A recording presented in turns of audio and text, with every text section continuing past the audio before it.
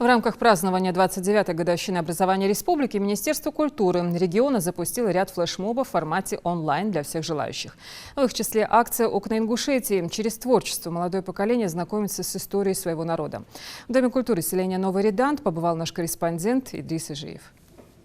Башни, мужественные горцы, ингушские флаги. Символы нашего региона теперь на окнах Дома культуры. Это работа воспитанников ДК. В преддверии Дня Республики они украсили свое любимое место досуга. Ребята также подготовили стихи и песни на национальную тематику. В краях родной земли я вырос в башне Ингушетии. Я помню свет и добротой, что я любил и до сих пор люблю. Акция «Окна Ингушетии» призвана сохранить связь между старшим и младшим поколением. Чтобы поддержать флешмоб, достаточно на окнах своего дома нанести рисунки на ингушскую тематику. Создать произведение можно самостоятельно или воспользоваться тематическими праздничными трафаретами. Дети селения Новый Редант к этому делу подошли максимально ответственно. Я нарисовала Ингушетию. А еще я раскрашивала наших людей, горы и многое другое.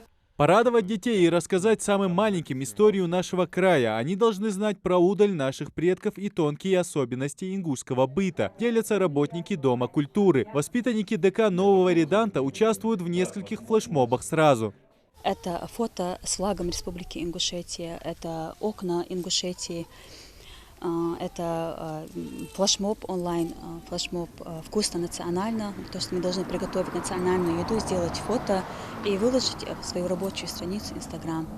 Также мы еще совместно с нашим воспитанником приняли участие в поэтическом онлайн-флешмобе «Читаем про Ингушетию». Наши детки выучили стихотворения, посвященные любимой Ингушетии. Я бы хотела поздравить всех жителей Республики Ингушетия с этой датой.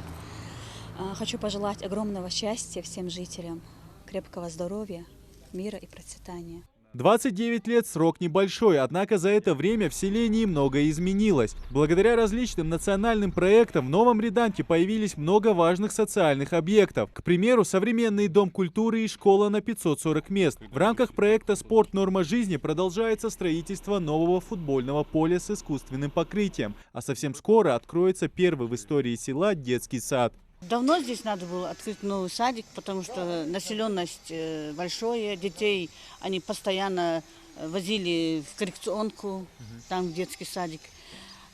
Садик уже на стадии завершения, мы работаем, сейчас наружные работы заканчиваем, потом внутренние почти уже выполнены, но маленькие недоделки. На День Республики мы хотим закончить наши работы, сделать подарок сельчанам своим.